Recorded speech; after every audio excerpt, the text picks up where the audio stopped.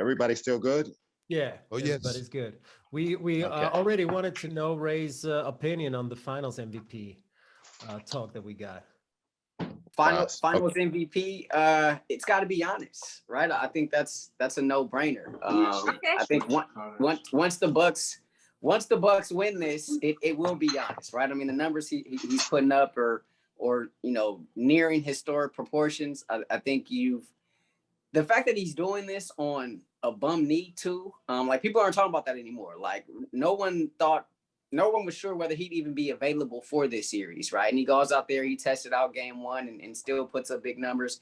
Game 2, he does the same, and he's really just been playing at a very, very high level throughout the course of this series. And I mean, they're going up against a Phoenix team that's overmatched, in my opinion. I mean, if you go back to game 2, and you look at that game, like Phoenix had to shoot 50% from 3 to barely beat the Bucks at home. And then last night they squandered an early, 16-point lead, 17-point lead early at home. Like when they played the Clippers, I was down there to cover that game. That arena is crazy. Like those fans down there are rabid. Like they get after it, right? And for the Bucks to go in there in that environment and to take that game, and now they're going back home to try to seal the deal.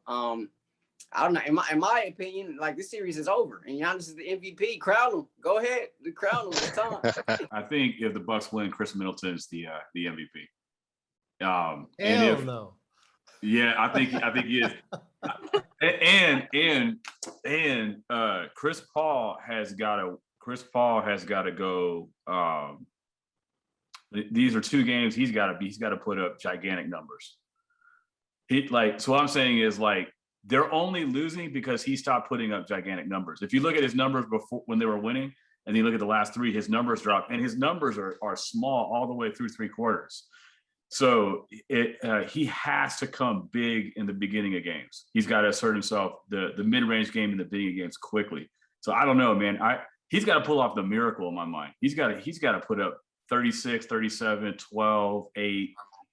You know what I'm saying? I feel like he's got to put up big numbers because Ayton is not coming through. Something changed with him. They got the scouting report. Yeah, for sure. Yep. Yeah. So I don't know who wins it, but I feel like Booker's done what he could do, and it's like Ayton is stuck, and I don't see that changing. And so I feel like Chris Paul's got to go Superman. If the Bucks win it, Giannis is. Do you realize that this dude is averaging 32 points on 19 field goal attempts? He got 13 rebounds and 5.6 assists per game.